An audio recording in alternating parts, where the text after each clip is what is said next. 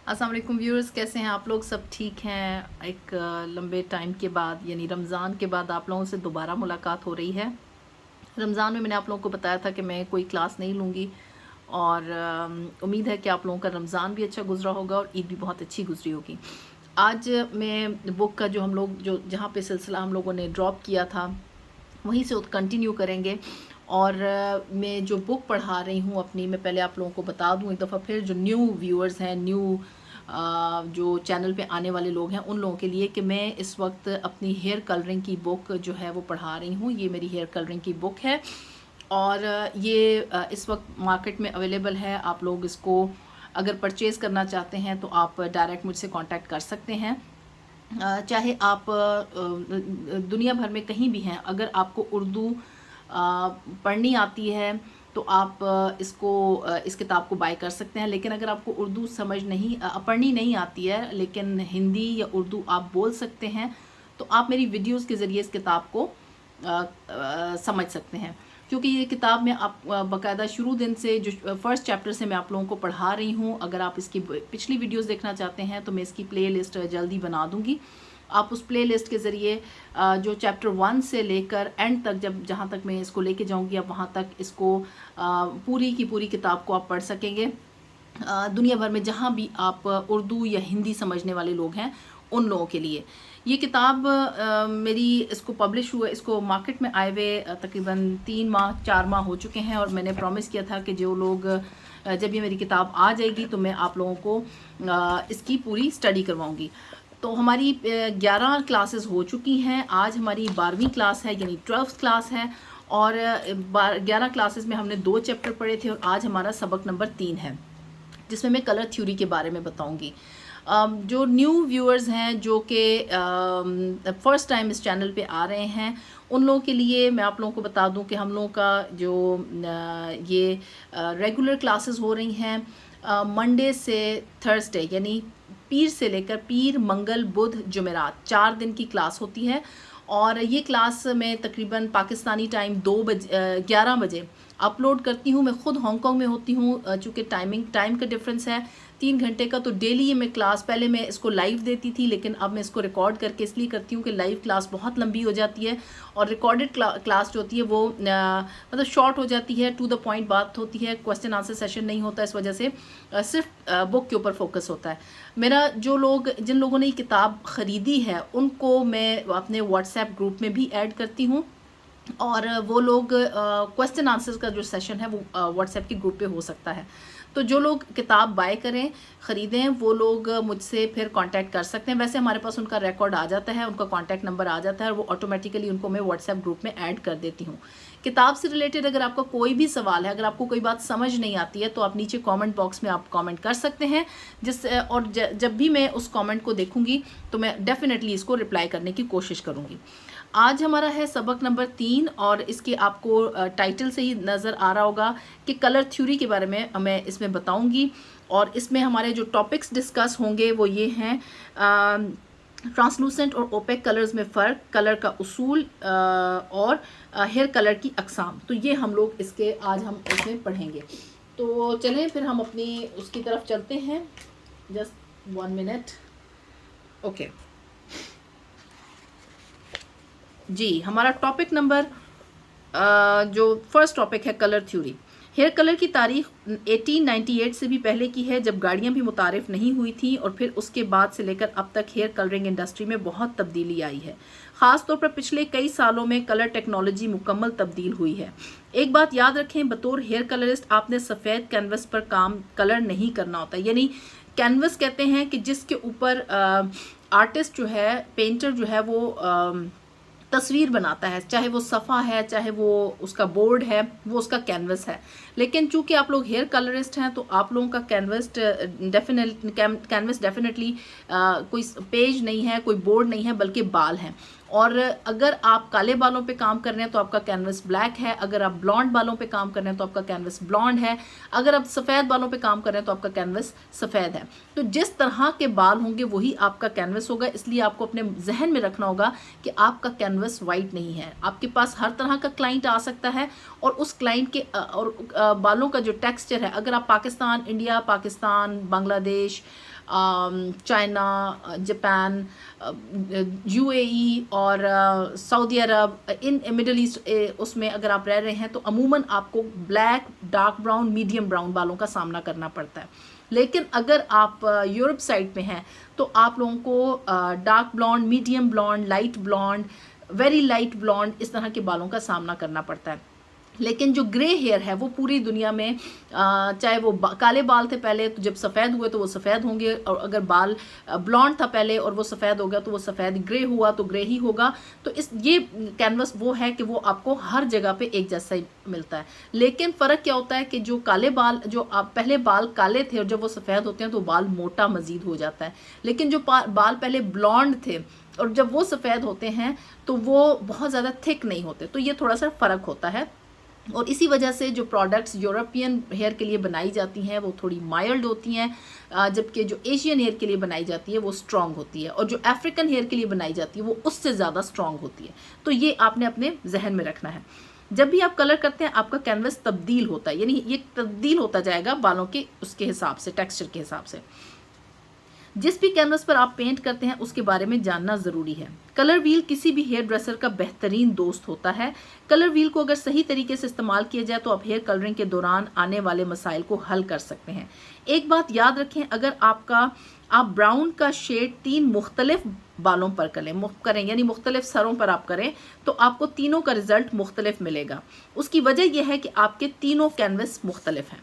तो ये चीज़ आपको थोड़ी सी समझाने के लिए, कैनवस का क्या चीज़ होती है, और उस पर आप बालों के ऊपर जब कलर करते हैं तो आप ये उम्मीद मत रखें कि अगर मैंने कोई आपके पास क्लाइंट आया, उसके बाल डार्क ब्राउन थे और आपने उसके ऊपर नंबर 5 लगाया है तो आपका रिजल्ट बिल्कुल सही आया, और एक क्लाइंट आपके पास आया उसके बाल जो है वो जेट ब्लैक थे, ये नंबर 1 के लेवल पे थे और आपने नंबर 5 लगाया उसी फार्मूले के साथ, तो सेम रिजल्ट आएगा, ऐसा नहीं होगा। ठीक है।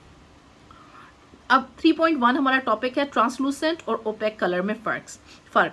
अब यहाँ पे पिक्चर से थोड़ा सा आपको बताया गया है, ये ओपेक कलर है, सॉलिड कलर होता है, डार्क होता है, और ऐसे कलर को हम ओपेक कहते हैं।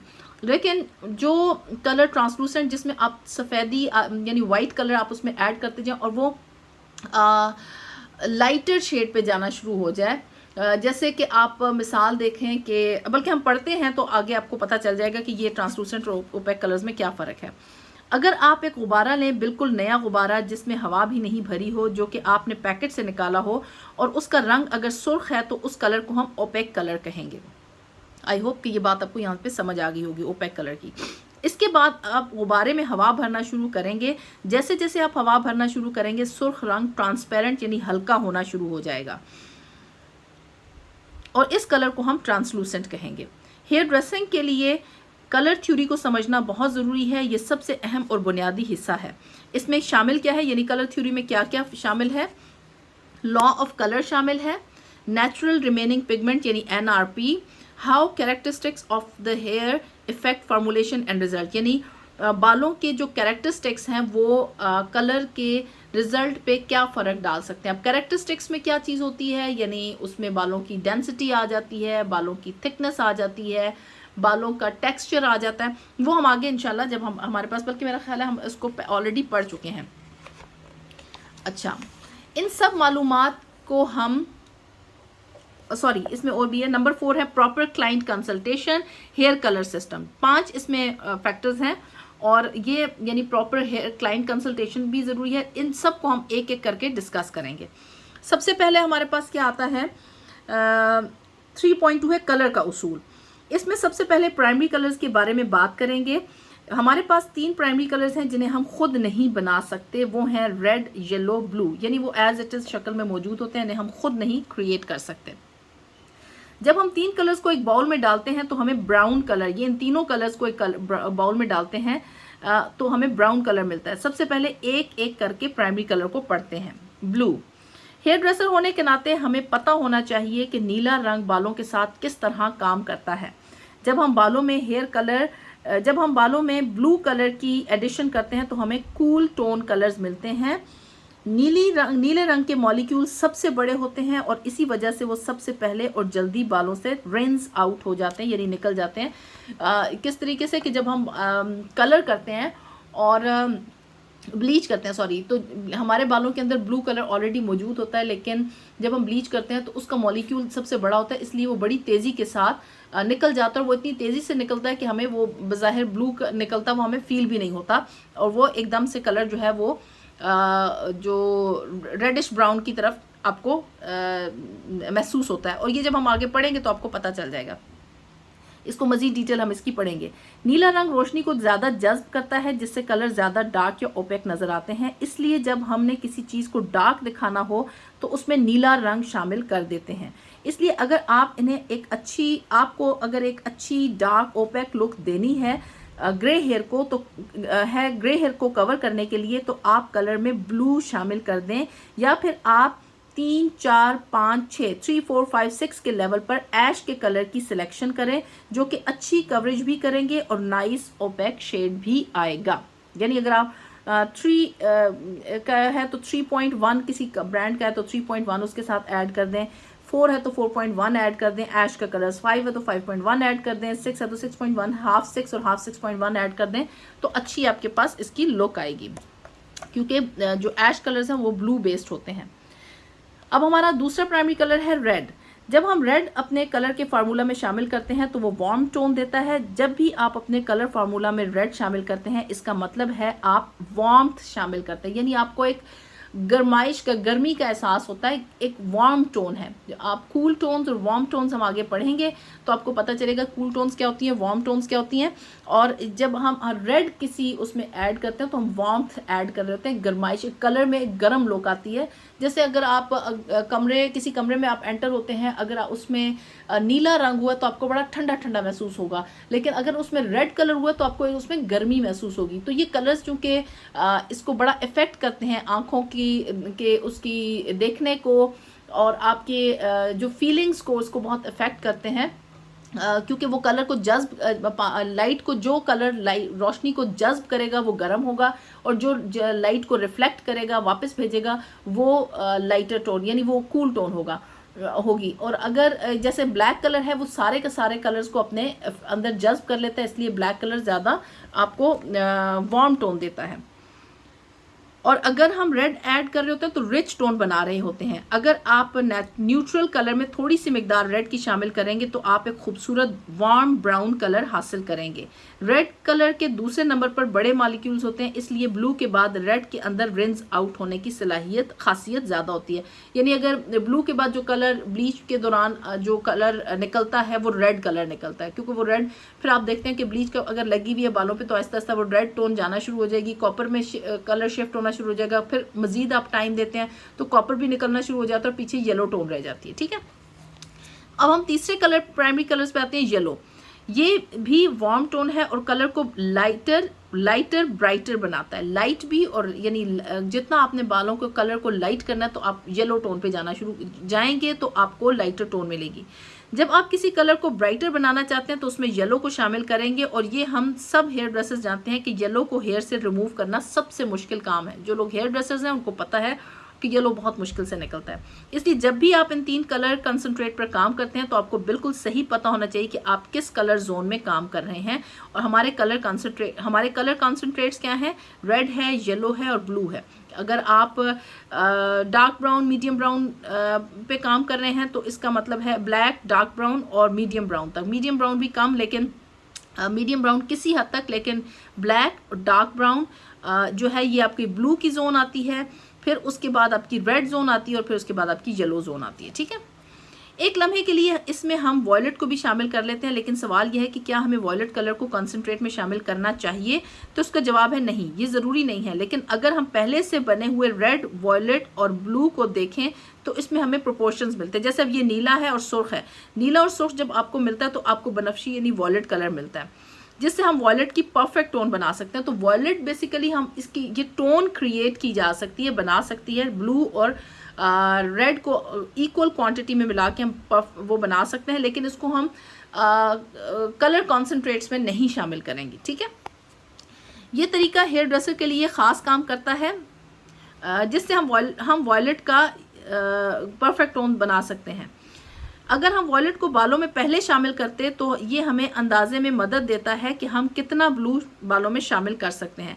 जब हम लेवल 6 से ऊपर काम करते हैं तो उस वक्त ब्लू सही मिकदार के लिए हमें बहुत मुहतात होना पड़ता है। एक बात याद रखें कि अगर हम लेवल 6 पे काम कर रहे हैं तो उस वक्त अब ब्लू से मतलब ये है कि ऐश कलर, अगर आपने 6.1 की क्वांटिटी ज़्यादा कर दी, यानी अगर आपने ब्लू की क्वांटिटी ज़्यादा कर दी तो उससे ये होगा कि कलर डार्कर टोन में चला जाएगा। तो यहाँ पे आपको केयरफुल होना पड़ता है कि अगर आप ग्रे हेयर कवरेज करने के लिए, यहाँ पे ग्रे हेयर कवरेज के हवाले से बात हो रही है कि अगर आप नेचुरल कलर 6 में, जैसे मैंने पीछे बताया कि आप ब्लू ऐड कर लेंगे तो उससे बहुत अच्छी आपको एक नाइसर लुक आएगी, लेकिन वो 6.1 यानी ऐश कलर जब आप ऐड करते हैं तो उसके ऐड करने से, ब्लू का मतलब ये है ऐश कलर, यहाँ पे ब्लू का मतलब ऐश है, तो ऐश कलर जब आप ऐड करेंगे तो आपको बड़ा मोहतात होकर ऐश ऐड करना पड़ेगा, क्योंकि अगर आप उसकी क्वांटिटी ज़्यादा कर देंगे तो कलर डार्क टोन में चला जाएगा। अगर लेवल 6 से ऊपर ब्लू की मिकदार सही होगी तो नताइज सही होंगे, ठीक है। अब हम फिर प्राइमरी कलर्स को ज़ेरे बहस लाते हैं। ये बहुत दिलचस्प है कि जब हम कलर का फार्मूला बनाने पर काम शुरू करते हैं तो हमें प्राइमरी कलर्स को ख़ास तौर पर मद्देनज़र रखना होता है। जब हम काले बालों को ब्राउन करने की बात करते हैं उसमें तीनों प्राइमरी कलर्स बिल्कुल बराबर मिकदार में होते हैं, यानी किस तरह 3 हिस्से सुर्ख, 3 हिस्से नीला और 3 हिस्से पीला, 3 + 3 + 3, यानी ये बिल्कुल इक्वल क्वांटिटी में हो तो ब्राउन कलर हमें मिलता है। बालों के कुदरती रंग का इंहिसार इस बात पर है कि 3 प्राइमरी कलर्स किस मिकदार से शामिल हैं। जैसे कि ब्लैक अगर बाल हैं तो 3 पार्ट ब्लू होगा, 3 पार्ट रेड होगा और 3 पार्ट येलो होगा। लेकिन अगर ब्राउन हेयर है तो 1 पार्ट ब्लू होगा, 2 पार्ट रेड होगा और 3 पार्ट येलो होगा। लेकिन अगर रेड हेयर है तो 2 पार्ट रेड और 3 पार्ट येलो होगा, इसमें ब्लू शामिल नहीं होगा। ब्लॉन्ड बाल जो है, ब्लॉन्ड बालों का इंहिसार इस बात पर होता है कि किस लेवल के ब्लॉन्ड की बात हो रही है, डार्क ब्लॉन्ड, मीडियम ब्लॉन्ड या लाइट ब्लॉन्ड। तो अगर 3 पार्ट येलो है तो इसका मतलब है कि डार्क ब्लॉन्ड है, और अगर 2 पार्ट बालों में येलो है तो ब्लॉन्ड है, और अगर 1 पार्ट येलो है तो पेल ब्लॉन्ड है, ठीक है। तो ये जो होगा ये हमारी, मैं यहाँ पे आज के उसको ख़त्म करूँगी। कल हम सेकेंडरी कलर्स और टर्शरी कलर्स को पढ़ेंगे, फिर उसके बाद लेवल सिस्टम को। चूँकि 17 मिनट की वीडियो हो चुकी है तो इंशाल्लाह आज के लिए आपका इतना ही लेसन काफ़ी है। कल इंशाल्लाह आप लोगों से मुलाकात होती है और हम आगे इसको पढ़ेंगे। तो अपना बहुत सा ख्याल रखिएगा। जिन लोगों को कोई भी सवाल हो वो नीचे कमेंट बॉक्स में कर सकते हैं, और व्हाट्सएप ग्रुप के लोग व्हाट्सएप में कर सकते हैं। टेक केयर, अल्लाह हाफिज़।